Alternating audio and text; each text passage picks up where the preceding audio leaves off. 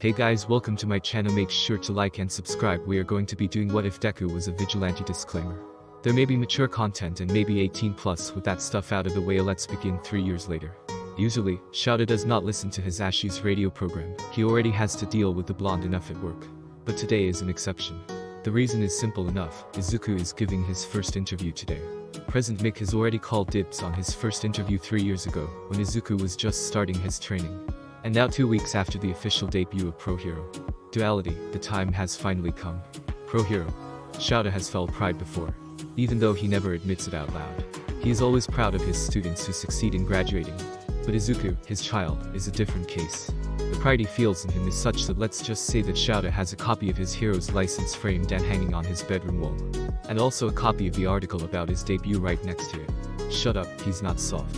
That's not the point. The point is that Izuku's first interview will start any moment now, and if Shouta is all set to record it, no one needs to know. Suddenly a song starts playing on the radio, indicating the beginning of the program, and a few seconds later his Ashi's clear voice begins to speak. Izuku is nervous. He's about to give an interview at Uncle Mick's program, and he's almost panicking. They have already rehearsed what they are going to say, just a few simple questions, kind of a way to introduce Izuku to the world. It doesn't mean that Izuku is any less nervous because of it. And Kuzu, the traitor, is simply in the back of their minds, laughing at Izuku's torment. Alright Izuku, deep breaths, you can do it. It's just Uncle Mick, you will end up giving interviews to strangers, better start practicing now. Truth be told, Izuku would love to be an underground hero like his father, but unfortunately for Project Vigilante to be approved, it was clearly stated by the Hero Commission that the participants needed to become limelight heroes. The best they could do in this situation was for Izuku to become a kind of hybrid hero. He will have a media presence, give interviews, and have his own merchandise like any other hero. But most of his personal information, as well as details about his quirk, will be kept secret by the Commission. The fact that his deeds are public means that his secrets will not last long. But at least Kuzu likes the attention, so a silver line. Anyway, the starting song is about to finish. It's showtime. Showtime. He heard Kuzu speaking from the deep of his mind. Hey, listeners. This is your host, President Mick. Welcome to our show. Put your hands up. Well, Uncle Mick is as animated as ever. This at least gets Izuku to calm down a little. And today, we have a special guest. Or should I say two? Why suspense? It's not like you haven't been announcing this interview all week, Uncle Mick. Kuzu said and had to hold back his laughter when Mick looked at him pouting. Well, I still need to do some suspense, little listener. This is how the show works. Uncle Mick replied, then smiled again. Anyway, why don't you greet our audience? Hello, everyone. Izuku was the first one to say. I'm the duality hero. Poltergeist. Hey listeners. Kuzu greeted, doing a President Mick impression. This is your beloved duality hero. Ifrit. It's nice to be here. They said in unison. Sometimes it's funny how they can do two voices at the same time. That's right, listeners. Here we have Pro Hero Duality, about to do their first ever interview. These young pro heroes debuted less than a month ago, and already gathered quite a good fan base. Between their quick thinking, skillful quirk usage, and a great balance and dynamic between the two of them, they already make civilians feel safety and admiration, and villains feel fear. Good thing the interview is by radio because the right half of Izuku's face is already completely red from hearing the praises. Can we please go straight to the questions? Izuku whispered in embarrassment, but the studio microphone is so good that it surely picked up. Alright. President Mick thankfully had mercy on his soul, and picked a paper sheet where they had most of the questions written. We asked the listeners to send us the questions they would like answered. They sent in a lot, and our team selected the best ones. First question. Uncle Mick took a few seconds of suspense before continuing. You look younger than my grandson. How old are you, dear? He read the question exactly as it was sent, including doing his best impression of an old lady.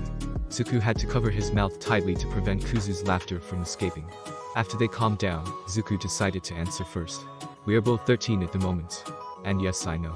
Aren't you too young to be pro heroes? Kuzu made a mocking question. Yes, we are. But we wouldn't have been chosen as part of Project Vigilante if they didn't trust our abilities. Izuku explained. They had already decided in advance that they would open the game. After all, Project Vigilante was never a secret. On the contrary, with Izuku being the first participant and proving the success of the project, publicizing it so that it would reach other vigilantes would be the best thing to do. And if you think we are young now, imagine when you find out how old we started. 13 years old, and they already have 6 years of experience between vigilantism, training, and now professionally. That's almost half their lives, and they are just getting started. That's right. I may not have been your mentor during the project, but all of us in the UA have seen how skilled you are. Uncle Mick said before looking down at the paper again. Next question. When are you going to start releasing hero merch? Uncle Mick looked at Izuku and grinned. So? Damn, people want our hero merch. Izuku said, scratching the back of his head. Of course they want. Kuzu replied before Mick could. Dad said already they would. Then he turned to Mick smiling. That depends, my dear listeners.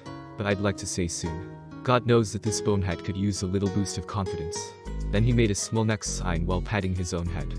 Anyone who doesn't know them would find it a weird scene, but Mick is more than used to seeing Kuzu comforting Izuku. To him the scene is just plain cute. Alright.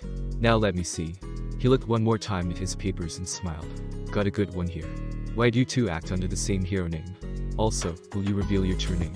2 questions in one. We got a greedy one here. Kuzu joked. Answering the latter first. No. Izuku said simply. We want to keep our civilian and hero lives separate.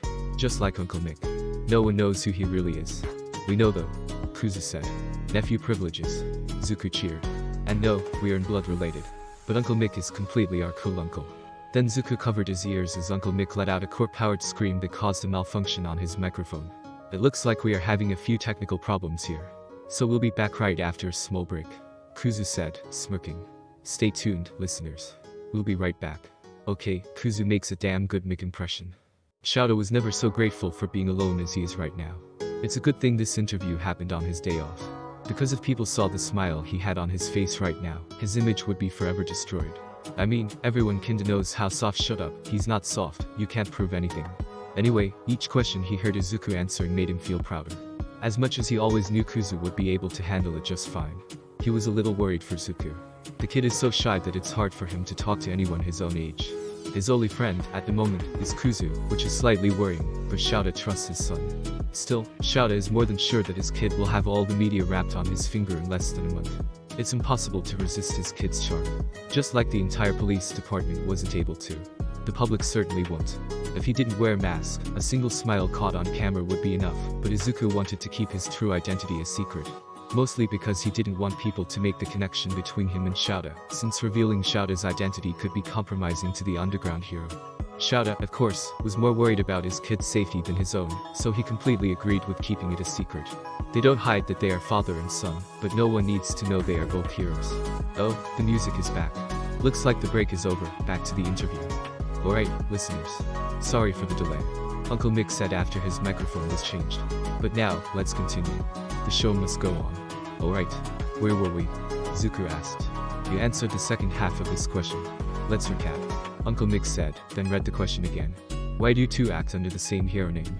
Also, will you reveal your true name? Well, as we said, we wouldn't be revealing our true name anytime soon. Izuku recapitulated his earlier answer. As for the first question, well, it's kinda simple. Kuzu continued. But we won't answer that today. He said laughing. Now, before you start booing me. There's a good reason for the secret. It wasn't even supposed to be a secret. Izuku protested. I thought it was obvious. It would be if our information weren't classified. Kuzu replied. But yeah, it's not a secret, but since no one knows, Kuzu took up a paper from somewhere and started looking through it. It's so much funnier to read your theories. This one we will eventually tell the public. Izuku said. But I don't have the heart to stop Ifrit when he loves reading your theories that much. Oh, come on Poltergeist. They're incredible. The ones about our identities are amazing. Like, look at this one. Kuzu said, looking at the paper. Endeavor's secret love child. He barely finished his reading before bursting into laughter. Like, the writer had a few good arguments, but mostly it was, they both have powerful fire quirks, so they must be related. Kuzu kept trying to control his laughter. Can you believe that? With all due disrespect, if I were Endeavor's son I would go crazy. Okay. You made your point, Ifrit. Izuku said, calming Kuzu down. But I have to agree. Endeavor sucks. Anyway, there's some really good theories over there. Some more accurate than others. Kuzu continued. There are some people who have come very close to getting it right. And if someone does get it right, I commit myself to come back here and read that person's theory live. People will hold you on that promise, Ifrit. Izuku deadpanned. Well, listeners. Our time is almost up, but we have time for one more question, so let's get to it. Then Uncle Mick looked at his papers one more time and looked up to Izuku smiling. What could you say to the quirkless or people over with weaker villainous quirks? Villainous? Izuku asked, tilting his head to the side. That's the biggest bull beep that I've ever heard before. What would a villainous quirk be? A quirk is only a tool, how you use it is what says if you are a hero or villain. Look at me. Kuzu said right after. People say fire is a heroic quirk. But they forget that I could burn down the entire city if I wanted. As for weak or quirkless, believe me, I know what you passed. Izuku continued. I was a late bloomer, and I had the extra toe joint, which is another load of bull beef should I add, so everyone thought I was quirkless. I might have a quirk now, but I felt firsthand what quirkless kids feel. So let me say one thing. You're not less or more than anyone else because of your quirk. It might seem like the world is against you now. But remember, there are good people too. These are the ones you should focus on. And if you ever need help, remember these numbers. Then Izuku passed 3 different phone numbers. There were 3 NGOs focused on helping people who suffers with quirk discrimination. I wish I knew about them before. And remember, quirk is everywhere. Discrimination is a crime. And you can run away all you want, but one day you will have to face the consequences. Kuzu added. Well, looks like this is it. Uncle Mick said after closing the question. Thank you for coming, little listener. I hope we can do it again. Of course, Uncle Mick. You'll always have priority over my schedule. Kuzu said, grinning. That's right. Izuku said right after. I will admit, I was nervous. But this was much more fun than I thought it would be. Before we close, anything else to add? Mick asked again. For all the dreamers out there. Izuku said. Never let anyone tell you that you can't do it.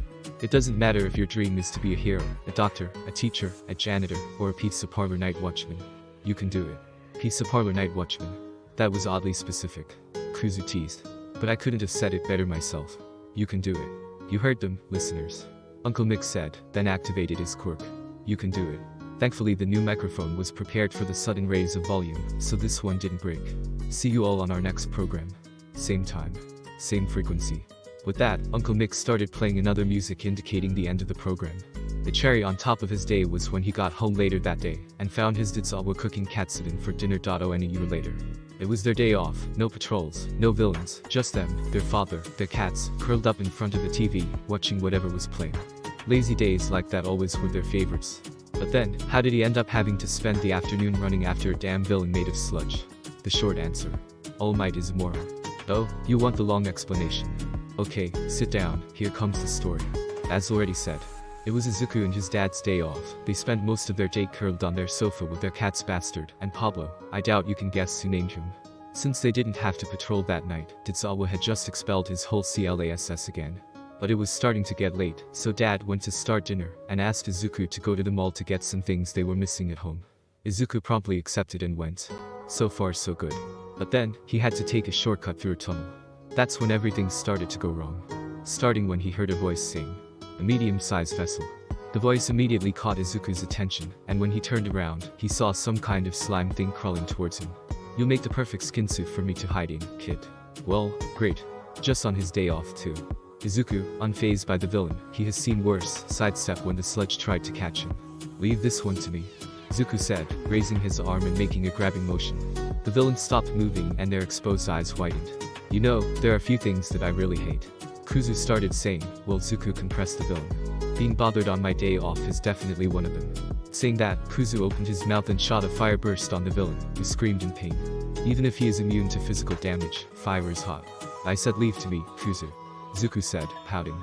Then he took a bottle from his grocery bag and emptied it. Damn, what a waste. Now, be a good villain and enter the bottle. He said, shoving the villain inside the bottle. Great. Now we'll need to go to the police station. Kuzu sighed. Hopefully, Tsuka-san will be there. We don't have our suit. Izuku replied. At least we brought the license. Kuzu said. Imagine the Hida. Have no fear, you are safe. A voice said from the other side of the tunnel. Now that I am, then he stopped when he saw just a kid there. I'm sure I heard a screaming from there. Probably from this guy. Kuzu said, showing the bottle. This whatever he is, tried to attack me, said something about using me as a skin suit. I see. I've been searching for this villain for some time already. Thank you for the help, kid. All Might replied, taking the bottle and putting it in his pocket. It seems like it will fall any second now. I'll bring him to the police station. Saying that, All Might turned around and prepared to jump. Which no doubt will end up with him dropping the bottle. Wait, All Might. Izuku tried to call him. Sorry, kid. I can't give you an autograph right now, I have to go. He said, then jumped up. Izuku could see the exact moment that the bottle fell down from his pocket, and the giant buffin continued without noticing it. Great. Just great. Kuzu said angrily. What an imbecile. I can't believe he used to be our favorite hero. Izuku said facepalming. Then he took his phone and dialed his dad's number. Problem child. Their dad answered rather quickly. Did something happen? Hi dad. We are fine, but we'll be a little late. Izuku replied. What happened? Aizawa asked and Izuku sighed. Well, some kind of swamp villain attacked us. Izuku explained. We are fine, he didn't lay a finger on us, and we trapped him in a bottle. Then Almoran showed up and took the villain, saying he would bring him to the police. Kuzu continued. The imbecile jumped out, dropped the bottle, and probably still didn't notice it. So now we need to find the villain. This is why I hate that buffoon. Their dad replied. Be careful. Don't worry. We'll call you if we need backup. Probably it won't be necessary, but it's always good to be prepared. Alright, kid. See you soon. Aizawa said, then hung up. One problem solved, now where is the villain? If I were a giant mud ball trying to hide, where would I go? Kuzu asked. He said he wanted to use us as a skin suit. He probably will try to find another kid. Izuku said. Where would we find many kids? They thought for a few seconds, then it clicked. There, they said in unison.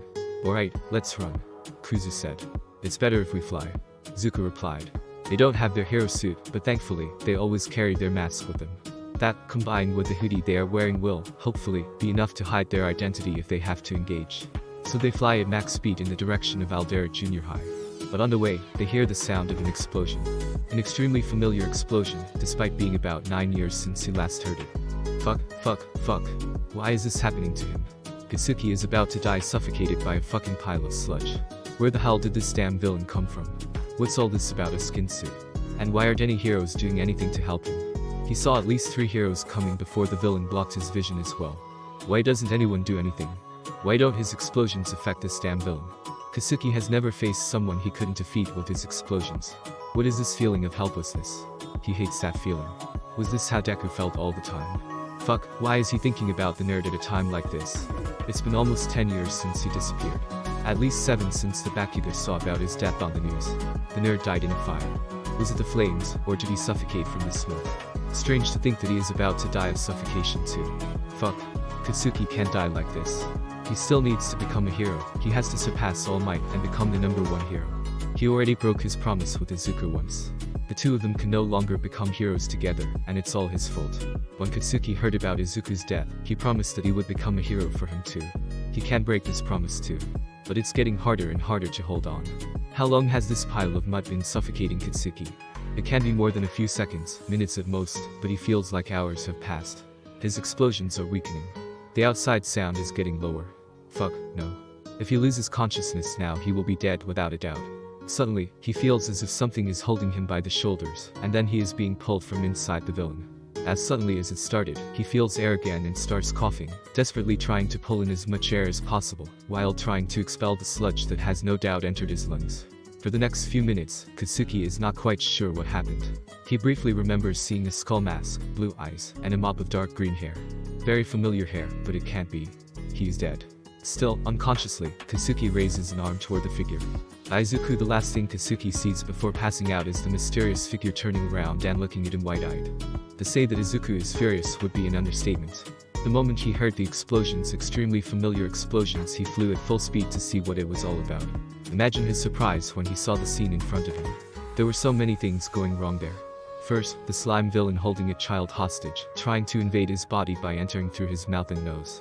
And the child. Katsuki Bakugo, Kaken. It has been almost 10 years since Izuku has seen him. If only it were under better circumstances. Second, 3 heroes watching the scene doing nothing, because, and I quote, "We don't have the right quirk to deal with this villain." How can they call themselves heroes and stand by and watch a child die? And no sign of All Might. It's not possible that he's such an idiot that he hasn't noticed that the villain has escaped yet, right? Whatever the reason, the symbol of peace has not yet arrived. Well, if these heroes won't do their job, then Izuku will have to do it for them. Without bothering to ask them to make way. Izuku immediately jumps in front of them, putting on his mask on the way, and extends both arms, focusing on Katsuki, who is struggling less and less. The moment he locates the blonde, he makes a pulling motion with his full force, yanking Katsuki out of the villain's grasp, and holding him in his arms. Then Izuku holds the villain and compresses him, the same way he did earlier, and puts him into another bottle. Second bottle wasted. The villain only has the moment to widen his eyes in surprise. He can't even speak a word. Looking around, Izuku sees a burning building, probably the result of Katsuki's explosions. Backdraft, another hero present, had been trying to put out the fire since Izuku arrived. Strange priorities, since Katsuki was still letting off explosions uncontrollably the whole time. Anything the hero put out soon burned again because of that. But at least he was trying to do something. The same couldn't be said for Kamui Woods, Mountain Lady, and Deacons. Sighing, Izuku raised his arms again, and started gathering the fire on the buildings, compressing them into a small fireball, and holding it in his right hand. Then he quickly swallowed it like a pill. and went to check on Katsuki. The kid was coughing and desperately trying to gather any air possible. Putting his hand gently on his chest, Izuku tries to feel inside his lungs, and there's no doubt he has sludge there. Looking around, the others were still just watching, so Izuku sighs again and passes control to Kuzu. He is better at this. At least he can show anger. Do I really need to do everything here? Can someone call a goddamn ambulance before this child dies? Kuzu said angrily, practically growling at the other heroes.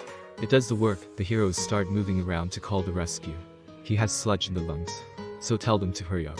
And of course, the press, which simply does not know the meaning of bad timing, chooses just now to try to interview Izuku. Poltergeist, can you make a statement? A journalist shoves a microphone in his face. Kuzu simply pushes the microphone back, glaring at the cameras. I can't, I'm too busy doing their work, he says, pointing at the other heroes, who at least have the decency to look embarrassed. Then, making sure that the ambulance is on its way, Izuku goes to the heroes, making sure to send them a glare that would make his father proud, and starts lecturing them. The scene is honestly comical. 4 adults, staring at the ground while a child scolds them, and they look terrified.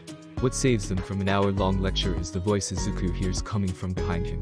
Izuku.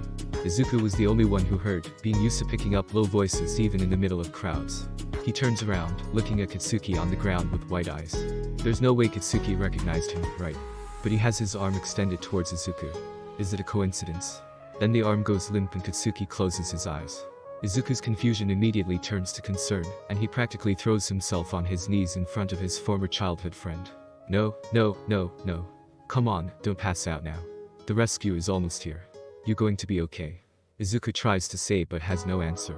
He presses his ear to Katsuki's chest, and at least his heart is still beating. He also hears a wheezing sound coming from his lungs. Where is the damn ambulance? Almost like an indication, he hears the sirens approaching, and unlike the heroes, at least the doctors are fast and efficient. In a matter of a few minutes, Katsuki is in the ambulance and being taken straight to the hospital where he can be treated. After all this, Izuku goes home, mentally exhausted after this roller coaster of emotions. And to think that all this happened because the imbecile named All Might is incapable of guarding a bottle properly. Frankly, Izuku even forgot why he had come out in the first place. In the midst of the chaos, he ended up losing all the groceries he had bought. What a waste. His father listened attentively and patiently, while Izuku explained in detail everything that had happened. And in the end, they decided to order a pizza, because frankly it was already too late to cook, and they would have to go to the grocery store again for that. One thing Izuku knows now. Katsuki is fine, and stronger than ever. He will probably go to UA. After all, being a hero has always been his dream. The biggest problem is that he will find out that Izuku is alive. Izuku is already dreading the conversation they will have. The blonde will certainly be angry. Izuku only hopes that he has matured at least a little in these 9 years, because he doesn't want a new scar for his collection. But Izuku is no longer the quirkless Deku. He is a pro hero now. In an all-out fight he is even able to match his father. Not to mention that the staff of UA will not stand idly by if something happens. Director Netsu's anti-bullying policy is unforgiving. If Katsuki tries anything, he won't get away with it. The exams are 9 months away. Izuku wonders what kind of class will come this time. He just hopes his father doesn't expel everyone again. Although this time Netsu has contingencies in place to prevent this. On the day of the exam, Izuku arrived early with his father. They went soon to the staff room so everyone could be prepared to do their jobs. What? You thought Izuku would be taking the exam? No, they won't. Izuku has technically already graduated. So from this year on, they will act as teaching assistant in Eraserhead's homeroom. Technically, they were supposed to start last year, but a certain someone expelled his whole class, so there were no classes for Izuku to assist. As for the exam, Izuku has 2 functions. The first, like the other teachers, is to keep an eye on the participants to distribute rescue points during the practical part. The second is to look out for promising students who don't have the right quirks for the test, thus making this bias test a little fair. Unfortunately, they can only choose one person to pass this way, so they have to make sure they make the right choice. Especially since the chosen one will be taking someone else's spot. The responsibility is great, but everyone agrees that Izuku can handle it, and they wouldn't have agreed if they didn't think they could too. The participants look relatively promising this year. Some of them already draw attention, good or bad, mostly good, though. The amazing part is how many quirks Izuku can see and analyze in a single day. Obviously, the ones with mutations draw the most attention, like the boy with the crow's head, or the one with engines on his legs, clearly relative of Ingenium. But the floating uniform invisibility draws just as much attention. On the other hand, there is also a short boy, somehow smaller even than Izuku himself, with hair that looks like a grape bunch. This one drew attention for all the wrong reasons. He doesn't seem to be taking the tests even a little bit seriously. And all the time, Izuku could see him trying to make conversation with the girls. And they all seem to get extremely uncomfortable as soon as he starts talking. This one is a great candidate to be removed and is always purged if he gets in. But who knows? And of course, another one that draws attention is the boy with purple hair that defies the laws of gravity, combined with dark circles under his eyes, that could give Eraserhead a run for his money. If Izuku didn't know better, he would think this kid is his dad's secret love child. Having most of the students' files in hand, Izuku quickly looks for the ones they need to keep an eye on, and what a nice surprise, the purple-haired one has a mental quirk. Izuku will watch this one closely. On the written test, there is not much to comment on. Izuku takes this test every year for fun, and frankly, it's too easy. If it were up to Netsu, the test would be much longer and more difficult. But it seems that some students would not agree with him, especially those who are literally shedding tears on the paper. Well, this is Yue. If they are despairing just because of that, they aren't suited for this school. After the written test, Izuku makes a point of appearing in the auditorium where Uncle Mick is explaining how the practical test will be. They stand at the room entrance watching and have to hold back from answering when everyone ignores Uncle's asking for a chair. Mainly because they didn't want to call attention to themselves. He doesn't want a certain Katsuki noticing him there at the moment. Apparently, they were not discreet enough. Is this the famous Yue entrance exam? This is too easy. It's like the test was made for Katsuki. The written test was child's play. Will the practical test be that easy too? Probably. Katsuki is the best, after all. He quickly locates his assigned chair in the auditorium and sits down, waiting for whoever will explain how the test will work. Yue exams are always a secret. Everyone who takes the test must sign a non-disclosure contract, so no one knows how it works. It doesn't take long for a pro hero to appear and explain the test. Or not, because it's President Mick, and he obviously will act as a radio host even there. Everybody say hey. No one replied. Geez. Tough crowd. From there, President Mick began to explain how the exam would work. Something that can be summed up as smash as many robots as you can before time runs out. The robots have different values, but this is not important to Katsuki. It's not like he's going to be searching. Any robot that appears in front of him can already be considered junk. But it seems that some don't agree with him, as a four-eyed blue-haired extra decided to interrupt the explanation to accuse the AU of making a mistake. This error would be explained in less than 30 seconds, if the idiot would just let the hero finish the explanation. Katsuki turned to him with every intention of telling him to go to hell. But he ended up saying nothing. Because in his peripheral vision, he saw someone else. Specifically, someone who wears a black cloak covering his entire body and a skull mask concealing his face. Poltergeist. Katsuki will never forget him. It was he who saved Katsuki from the sludge villain. But that's not why Katsuki remembers him. Don't get him wrong, Katsuki is grateful to have been saved from the villain.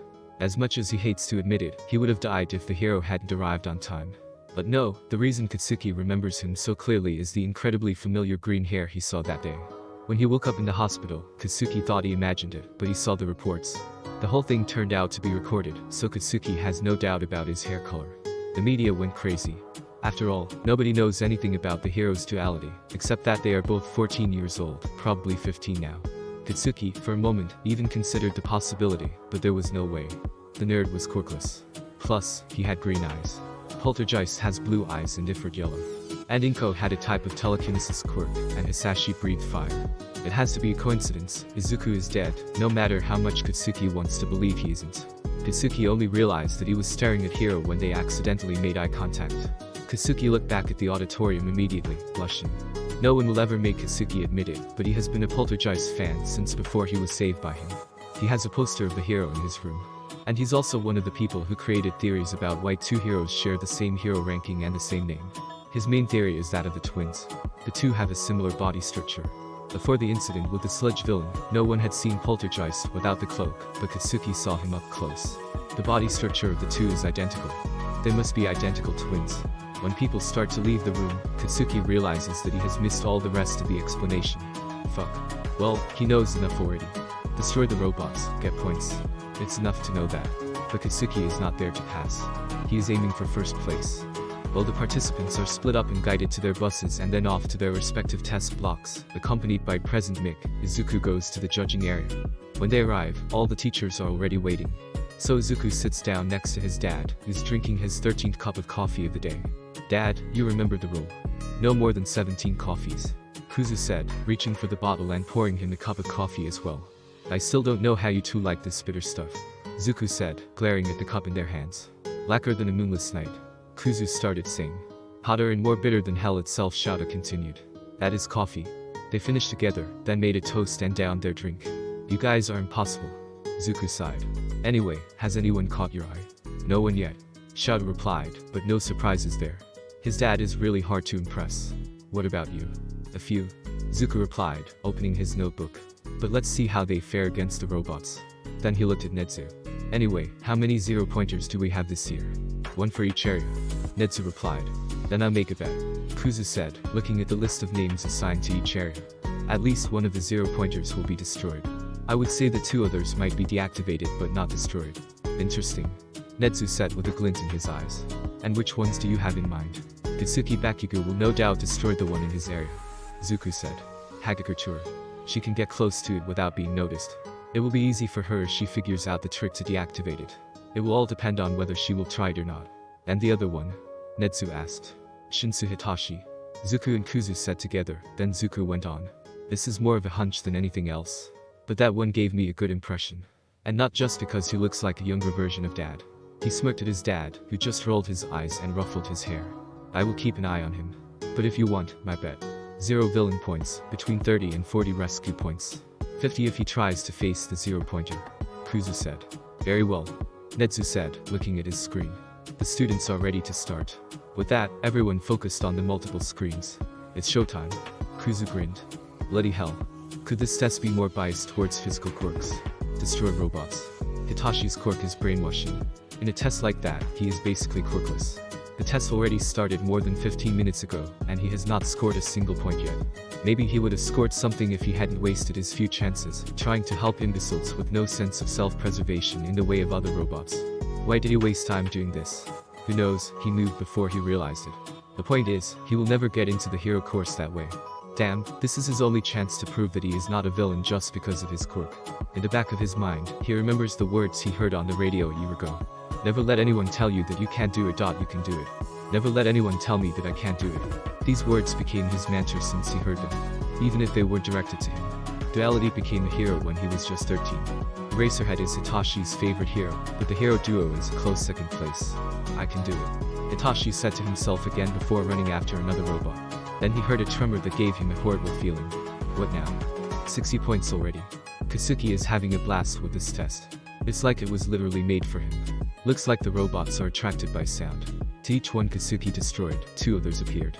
Katsuki had just scored another 3 points when he heard a loud thud on the floor. Then another one, and another one, rhythmically, like steps. When he looked, he saw a giant robot walking in his direction. Everyone immediately started running away from it. Cowards. Katsuki simply grinned. The kaiju robot.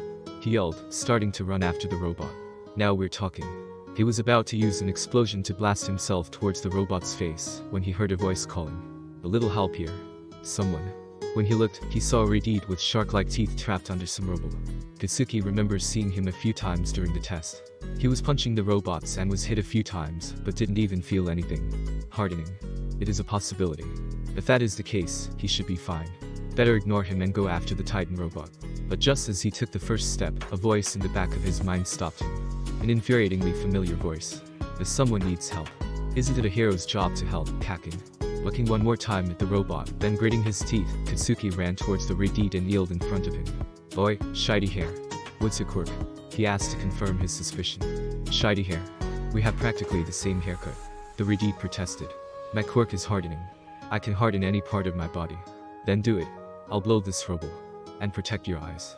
Katsuki replied, putting his hands on the rubble covering him.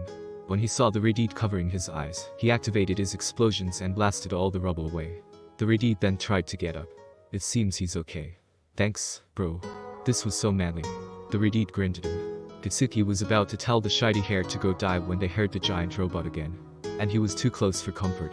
Fuck. Katsuki cursed, then he had an idea. Throw me. What? Shiny hair asked. Are you fucking deaf? Katsuki asked. Throw me at the fucking robot. I'll blow him to pieces. Are you sure? Shiny hair asked again. We have no fucking time. Just fucking throw me. This seemed to do the job. Shiny hair grabbed Katsuki and threw him against the robot with all his strength. Which was a bit more than Katsuki expected. Maybe his hardening also gave him a lesser strength augment.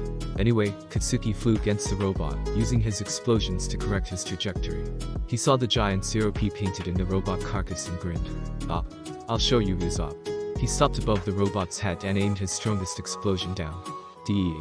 The result was instantaneous. The robot's head could not withstand the explosion and was completely destroyed, and the rest of the robot collapsed under its own weight. It seems that this one also only had size. The moment Katsuki returned to the ground, he heard a signal. The test is over.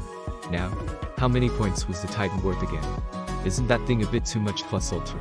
A giant Titan robot. Really? And this thing is worth 0 points. This skull has too much money. No. There's no way Hitachi will be facing this thing. No fucking way.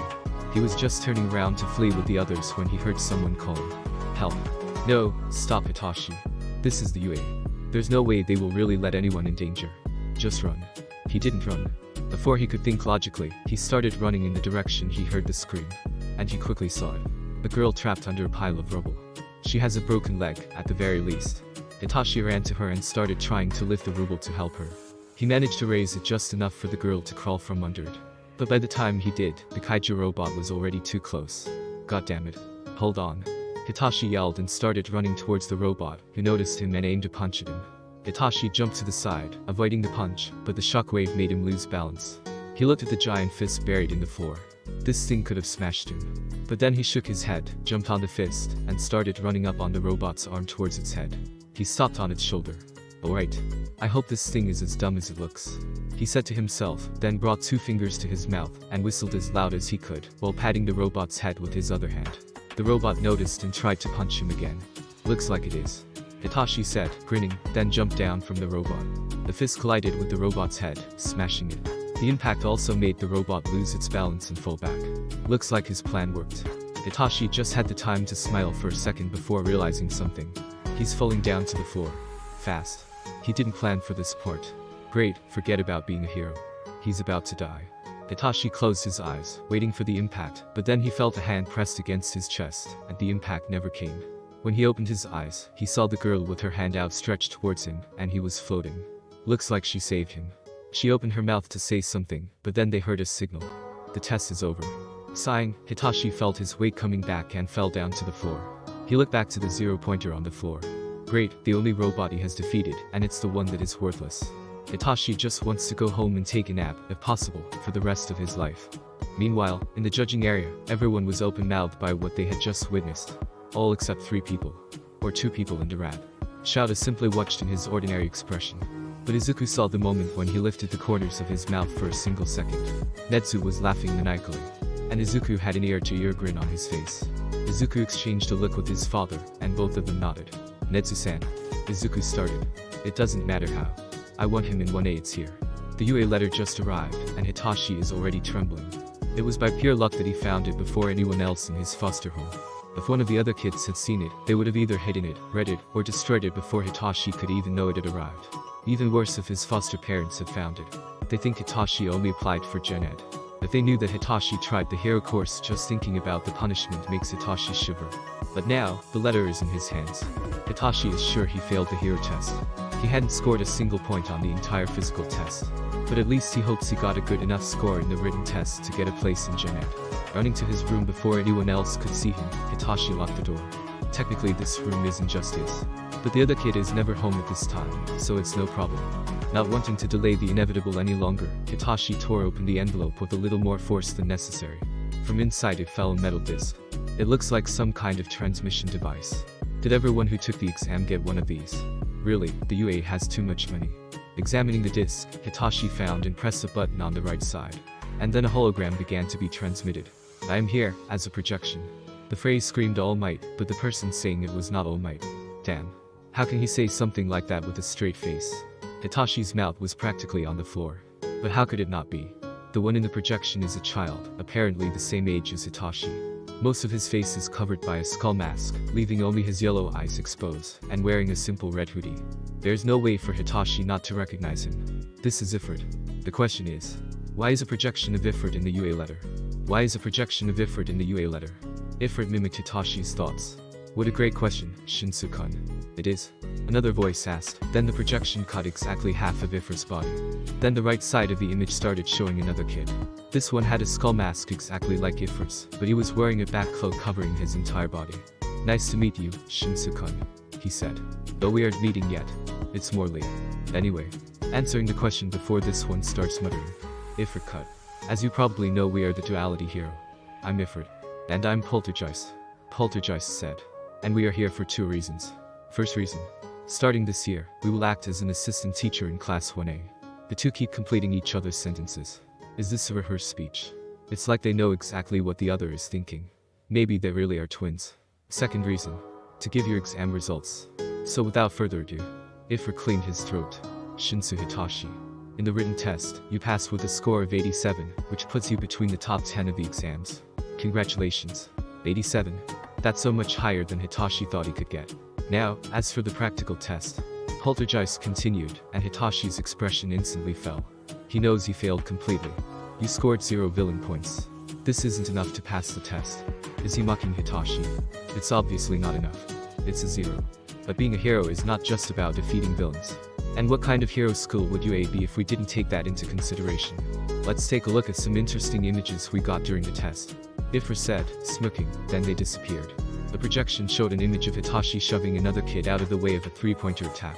Then another one, this time Hitachi helping another one escape from under a building that almost collapsed.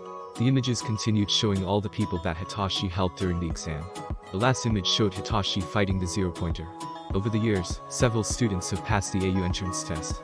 The number of people who have faced and beaten the 0-pointers is smaller than expected, but still a considerable number. But no one has ever done it with such creativity. Poltergeist explained. And to do this to save someone you don't even know. We can say that it certainly moves people. Ifrit continued. Then another club appeared. This time it was the girl that Hitachi helped. She was talking to President Mick. Excuse me, sir, she said. You know the kid with purple hair? The one that seems to urgently need to get some sleep. Is it that obvious? Hitachi touched the dark circles under his eyes, suddenly slightly self-conscious. Insomnia is a bitch. Can I share some of my points with him? He saved my life. The clock cut down before Mick could reply. There's no reason to show the rest. The answer to her question is obvious. Ifrit said. But that's not the point. You saved her. Your actions moved her. What kind of hero school would you be if we didn't reward this kind of action? Poltergeist said. This is why there's a secret part for the test. Rescue points. They said together. Your bravery and your actions, Shinso Hitachi, got you a total of 50 rescue points. Ifrit announced. We had a program here, made for helping the kids with mental quirks. Poltergeist continued. We would choose a kid, and they would become part of the class until the sports festival. If they could prove themselves in the festival, he would keep in the hero course. If not, they would be transferred to Gen Ed. We thought about you, Ifrit said. But you proved you didn't need our help. You passed this extremely biased test. Please don't tell anyone I said that with your own strength. Poltergeist continued. You proved to the world you can do it. I'm sure you'll be a great hero, Shinso-kun, Ifrit said. And I look forward to working with you one day. Having said that, welcome Shinso Hitachi. They said together, extending their hands. To your Hero Academia. Then the projection stopped. He did it. Hitachi really did it. He got in the hero course. He'll be a hero. He'll prove to everyone his quirk does not make him a villain. I'll be a hero. Hitachi said to himself, not managing to hold his tears anymore. I can do it. The first day at UA came faster than anyone could have guessed. Izuku was the first to arrive. On the first day, his dad always likes to be in the class before anyone else. And Izuku will be damned if he loses the chance to see it. Eraserhead is the champion in causing first impressions. Not that Izuku is much different. After all, they are not waiting outside the room or sitting at their desk or near the blackboard. The place they chose to wait was literally upside down, sitting on the ceiling. Why? Simple, they want to see how many students will notice them there. And also because there is the best view of the cocoon in which their father is sleeping. The first one to arrive is Katsuki, and he doesn't disappoint Izuku in the slightest. It only takes him 5 seconds to look up and see Izuku hanging on the ceiling. Izuku simply brings a finger to their mouth, a silent request for his silence. Whatever. Katsuki mumbles before going to his desk and sitting down. Then putting his feet up on the desk. The second one arrives only 5 minutes later, and it's the leader kid. This one doesn't notice Izuku. Instead, he goes straight to Katsuki's desk and starts scolding him for putting his feet on the desk. Something about it being disrespectful to the one who made the desk and the heroes who used it before him. Frankly, he's too loud, and Izuku toned him down after the first sentence. The students start arriving one after the other. But to Izuku's disappointment, most don't see them up there. The only exceptions are Todoroki Shouta and Shinso Hitachi. But both of them send alarms in Izuku's head. Before entering, they both scan the entire room, mapping everything and everyone. Their eyes linger for a second in each possible escape route, and only after that they enter and go to their desks. These aren't good signs. It's something Izuku will have to bring to his dad later. But he really hopes he's wrong. 2 abused kids, one of them being the son of the number 2 hero. This will be a problem. None of them brings much attention to Izuku. When they see him, Izuku makes the same signal he did to Katsuki. Todoroki simply nodded when he saw it. Shinso's eyes widened for a second, but he nodded too and went to his desk, right in front of Katsuki. Small talk soon began between the students. In less than 10 minutes, groups started forming. The exception being again, Todoroki Shouta and Shinso Hitachi. Another bad sign. Todoroki practically closes himself in a box, so no one tries to approach him. Shinso said in dry words he wasn't there to make friends the moment the girl who he saved in the entrance exam tried to talk to him. Another thing to remember later. As soon as the clock strikes 8:30, the show begins. If you're here to make friends, I suggest leaving now. Shouta starts saying. Half of the class looked horrified when they saw the yellow caterpillar getting up. The other half went to their desks and sat down. It took 8 seconds for you to notice me there and quiet down. You're too logical. Shouta looks up for a second, seeing Izuku trying hard to hold his laugh. Shouta hides his smile in his scarf before continuing. I'm Aizawa Shouta, and I'll be your homeroom teacher. Now. He throws a pile of uniforms on his desk and starts going to the door. Put these on and follow me. I won't wait. Whoever takes more than 10 minutes will have detention. Then he leaves. The kids look awestruck by what just happened. Most of them don't make a move. But, as funny as the situation is, Izuku will try to save them from having to face Eraserhead's fury right on the first day. So he drops down from the ceiling right in front of the blackboard, then says, he's serious. As always, one of the strictest teachers you will ever meet, and he does not make empty threats. This seems to do the magic. Most of them instantly recover from the shock and rushes for the door. Smiling to himself, Izuku enters one of the vents in the room and goes straight to the gym. He arrives practically at the same time as his dad. None of the students is there yet. You know the drill, right? Shouta asked them. Of course, Dad. Izuku said, smiling. They wouldn't reveal Izuku's name, nor his secret yet. They will say it after the test. So only the survivors will know. The mask stays until anyone we need to expel is expelled. You seem sure someone will be expelled. Shouta replied. Oh? I have no doubt. You'll see. Izuku said. Anyway, you'll use the logical ruse card. Only if needed. Shouta replied. And something tells me I will. How many noticed you? Only 3. Izuku said. Bakugo Katsuki, Todoroki Shouta, and Shinso Hitachi. I'll need to talk to you about the last 2 later. I'm worried about some signs. Worried as in abuse. Izuku supplied. They showed a bit too many signals already. Alright. We'll talk later. Anything else? Bakugo Katsuki. I'll probably need to talk to him after today. Izuku said, rubbing his temple. He's cackling, you know. Do I need to be worried? Shouta asked, looking him in the eyes. Hopefully not. Izuku said. Kuzu will be there, and I'm not helpless. But hopefully he won't attack me. If he does, he'll be expelled. Shouta said in a dry tone. Even if he doesn't like you, he'll have to respect you. You're his teacher now. Duly noted. Izuku smiled. And I can't expect anyone to respect me if I don't respect myself. That's my boy. Shouta replied, pulling him into a hug. A hug that was rudely interrupted when they heard someone cooing near them. When they looked, they saw a pink girl with horns, a redhead with shark-like teeth, and another blonde boy with a black lightning bolt pattern in his hair. The 3 of them smirking at the scene. Izuku and Shouta slowly walked away and tried to recover from their embarrassment. Good thing Izuku's mask doesn't let them see how red he is. Even better, Shouta can be intimidating even in such a situation. With his eyes glowing red and his hair floating. One word and you will have detention for the rest of the semester. All 3 gulped and nodded. Soon the rest of the students arrived. And Shouta began to give his usual test. The quirk assessment test. The goal is simple. To see where the students are in terms of power, control, and creativity with their quirks. And also to filter out those who clearly do not have any potential. This test is surprisingly effective. Everything was going very well. Until some idiot dared to say the word fun in Shouta's presence. They dug their own grave. Fun? Do you think you are here to have fun in the next 3 years? Then let's raise the stakes a bit. Whoever finishes last will be considered without potential and immediately expelled. It looks like the logical ruse card will be used now. Well, they deserved it. We have worked so hard to get here. You can't kick us out on the first day, that's not fair. Okay, they need to shut up. Now. Kuzu, a little help here. Izuku mumbled, then fell Kuzu smiling. I'm on it. Adjusting his cloak so the HUD would cast a shadow on his right eye, Izuku passed half his control to Kuzu, who started talking. Fair. Everyone turned to him. Tell me. Is life fair? He took off his right glove and raised his hand, so everyone could see his scarred hand. Are villain attacks fair? Accidents? Natural disasters? No, they aren't fair. But even so, it's a hero's job to save people from them. This is Yue. Shouta continued. The teachers here have the freedom to conduct their classes as they see fit. In the next 3 years you'll have to prove time after time you all have what it takes to be a hero. And to do this, you had to overcome challenges no matter how unfair they may be. That is the motto of the school. Go beyond, plus ultra. Kuzu said, then smirked under his mask. They're all yours now, Zuku. He whispered, then gave the control back to Zuku. So, if you want to stay there, prove to us you have what it takes to. Zuku said, then nodded to his dad. Well said. Shouta nodded. Now, let's start. Yes, Aizawa sensei. The class echoed. Good, at least they learn fast. Fortunately, the test went smoothly. Most students excel in at least one of the tests. The exceptions being Shinso and Mineta. Shinso proves to be average in all tests. He does not excel in any test. But he doesn't come last in any of them either. If he were using his quirk, he could easily be first in all tests, but he seems afraid to do it. And then we have Mineta. This one definitely thinks that Shouta is bluffing. He's not putting any effort into any of the tests, coming last in most of them.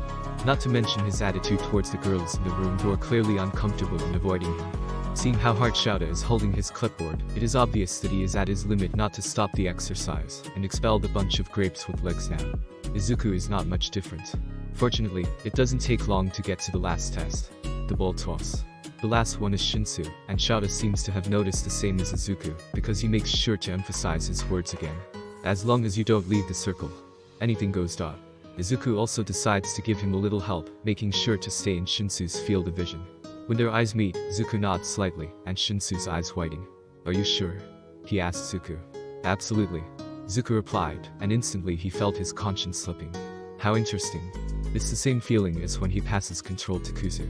And how to watch from the passenger seat while someone else is driving it. Use your quirk and throw this ball as far as you can without hurting yourself. Then his body started moving. It would be a disconcerting feeling if Zuku were not already used to it. As stupid as the prejudice is, he can see why idiots would be afraid of this quirk. Zuku, however, knows that there is no reason to be afraid. Entering the circle and receiving the ball, Zuku soon begins to act. Shinso is smart, he doesn't know the poltergeist techniques, so the command was throw as far as you can, meaning the effectiveness of the throw depends only on Zuku. And well, throwing hard is not exactly difficult when your telekinesis can easily lift almost 30 times your own weight and Izuku weighs around 60 kilograms. Zuku and Kuzu have taken this test several times. It is one of the ways that Shouta uses to keep track of Izuku's progress, both of the physical and quirk. He has done several tests of ways to throw this ball, and the best way he has managed so far is the simplest of all. Float the ball and throw it as hard as he can. It sounds simple, and indeed it is, but effective. The 1273 on Shouta's device attests to this. The second highest score in the room, second only to Uraraka and her, literal, infinity. After this, Shinso immediately releases Izuku from the brainwashing. This is the kind of creativity we are searching for, Zuku said, grinning at Shinso. And that's it. Shouta said after the tests are over. I can't be bothered to announce it, so see for yourselves. He turns his screen to the students and shows the results.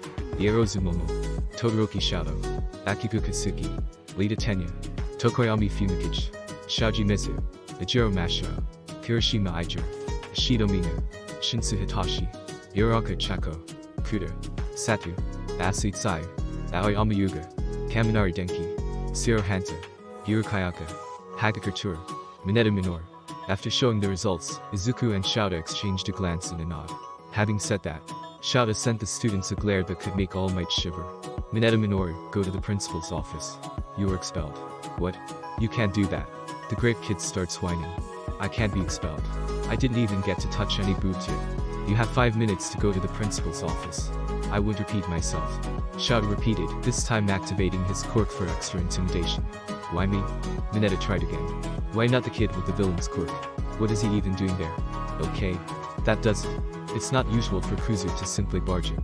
But since Zuku can't feel anger, Kuzu always knows when he should feel angry for both. Zu. On it.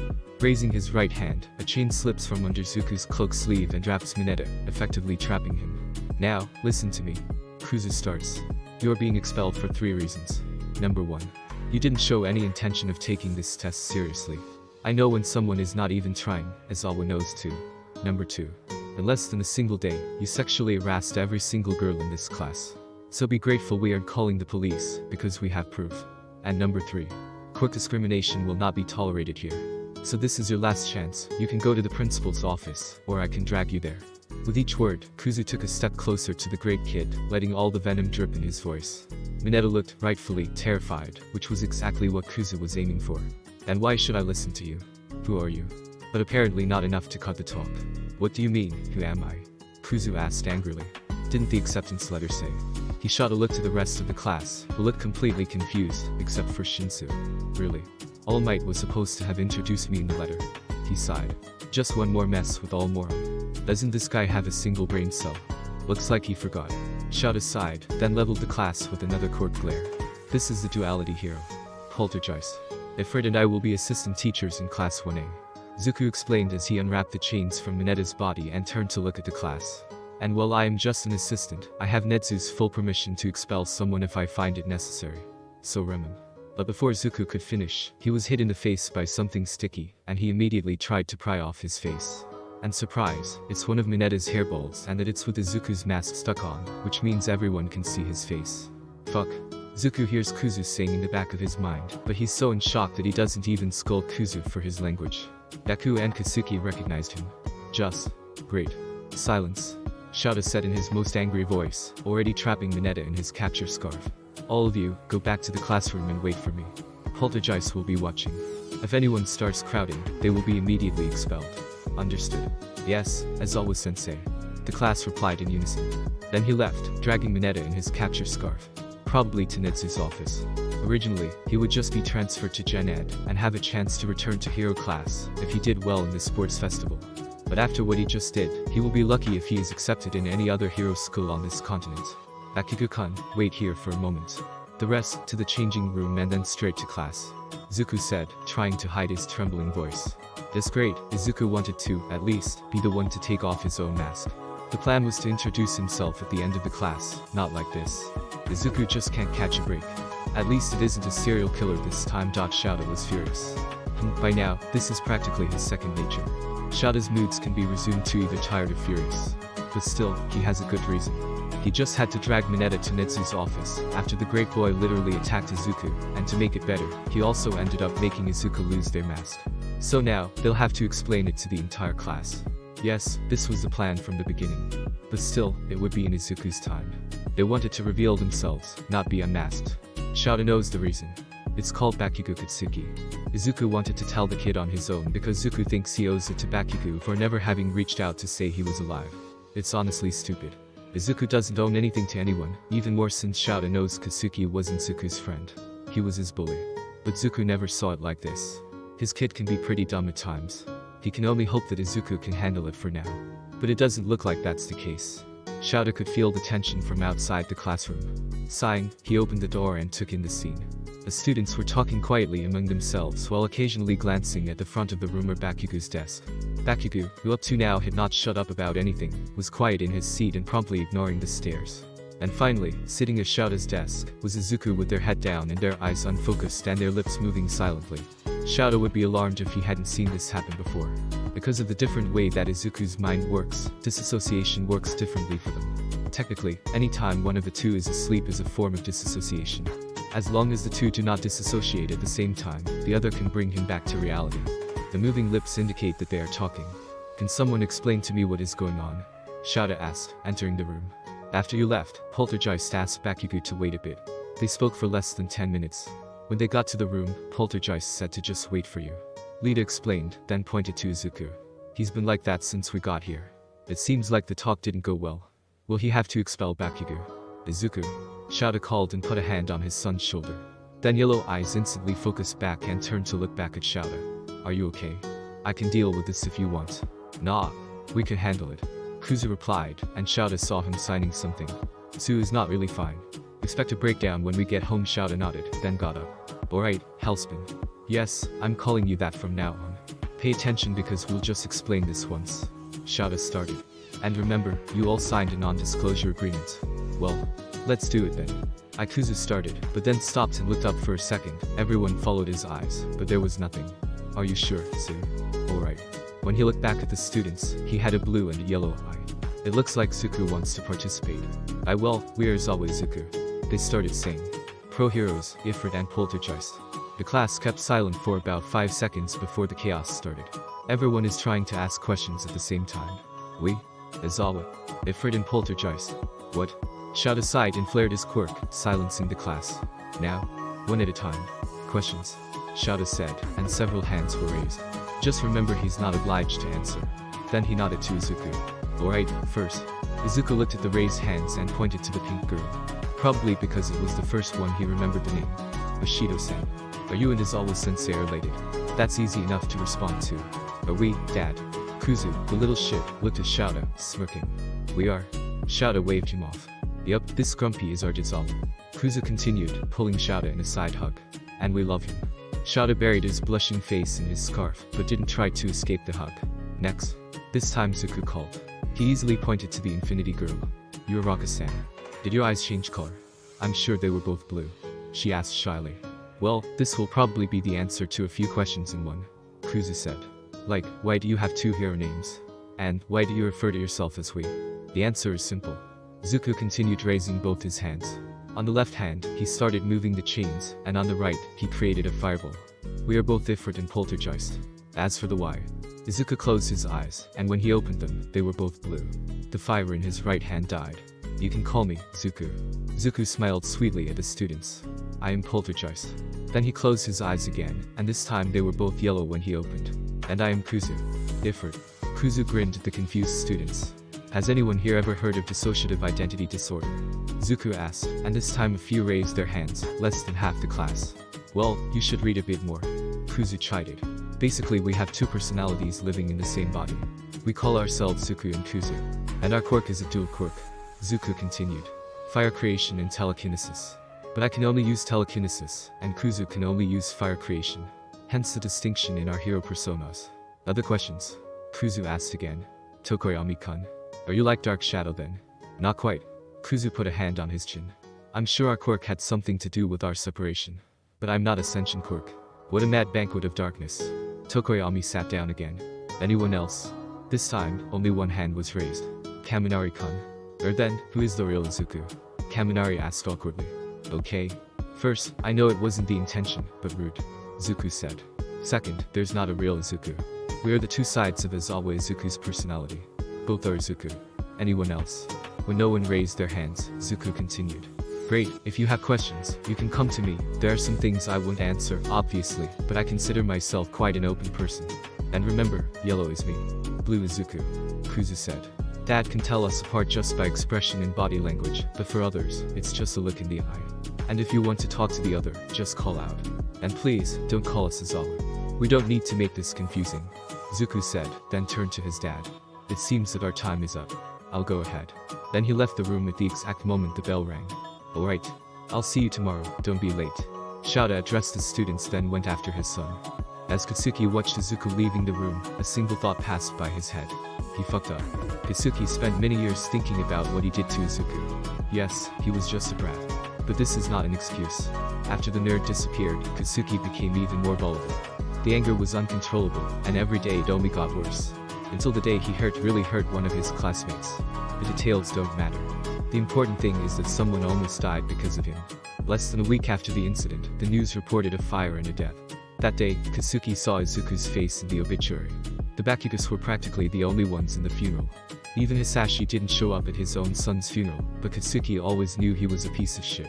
The funeral was held with the coffin closed. Katsuki heard his mother comment that the body was unrecognizable. As he watched the funeral, Katsuki made a promise. He promised in front of a lapstone that he would be better. That he would learn to control his anger and that he would become a real hero. The best hero in the world. And then, 9 years later, he learns that Izuku never died. Instead, he's the world's youngest pro hero, has a mental disorder, a new last name, and a quirk. When he saw the nerd, the feelings became overwhelming. It was his chance to say what he wanted before. To say he was sorry for betraying him. But instead, Katsuki did what he always did when his emotions got too much. He got angry. And when he's angry, he loses his filter. He said things he didn't mean. And he hurt Izuku again. After everyone left for the locker room, only Katsuki and Poltergeist remained in the gym. Katsuki barely registered them leaving. The only thing in his mind was one question. Is this really Izuku? Poltergeist started, but Katsuki cut him. Are you really Izuku? He asked, not sure of what he wanted to hear. Yes, Kakin. And this answer didn't leave any room to doubt. Only the nerd would call him Kakin. I am. And this should be good news, Izuku is alive. God knows how many times Katsuki wished he could see him again, to say the words he never said. This was his chance to say it. Just 2 words. But when he looked at that smile, that hopeful face, only old memories resurfaced. And with them, old habits came back. What he said couldn't be further from the "I'm sorry" he wanted to say. "You're useless, Deku." And later, even Kasuki would be surprised by the amount of venom in his words. Why was he so angry? Shouldn't he be happy? Hearing his old nickname only made him angrier for some reason. "Shut up. Don't call me that." And then, Kasuki started bombarding him with his words without letting him respond. "You died. And then, 9 years later, you simply come back like nothing ever happened. Been playing the hero since then. What kind of joke is that? How useless, quirkless Deku like you even did that?" And with each word, the smile in Izuku's face fell. Slowly, the hopeful expression in his face disappeared. "Why aren't you dead?" When Kasuki had to stop to breathe, Izuku finally said something. "I guess it was too much to expect that you would stop hating me, just because I have a quirk now." When he looked up, Kasuki saw a single tear falling from his blue eyes. "But I never thought you really wanted me dead." Why fuck, this isn't what he meant. He doesn't want Izuku dead. But when he tried to reply, to his surprise, the sadness in Izuku's face changed to anger, and his blue eyes became yellow. It was like looking at a completely different person. "Go back to the class, Bakugo." Even his tone changed. What just happened? Kasuki wanted to say something, to ask what happened to him. But he froze when he looked at those eyes. Eyes filled with anger. It was an expression he never expected to see in this face, especially not directed at him. So he simply nodded and turned to walk to the changing room. He could hear Izuku mumbling something to himself. "At least he didn't attack us. It's a win, right?" He heard a tear-strained voice asking. "He attacked you. Not physically, but he attacked."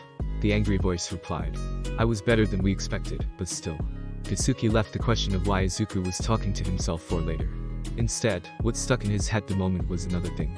He thought Kasuki would attack him. Izuku was expecting to be hurt. And he wasn't wrong. Kasuki hurt him, just not the same way Izuku was expecting. And the worst part is that Kasuki can't blame him for thinking like that. He never gave Izuku any reason to expect something else from him. And now, after everyone has left, Kasuki can't help but wonder if he'll ever have another chance. Izuku is Aizawa Sensei's son. Kasuki could easily be expelled for what he said today. And he couldn't even say he didn't deserve it. He fucked up completely. Well guys, that is it for now. Make sure to like and subscribe anyway. See you guys later.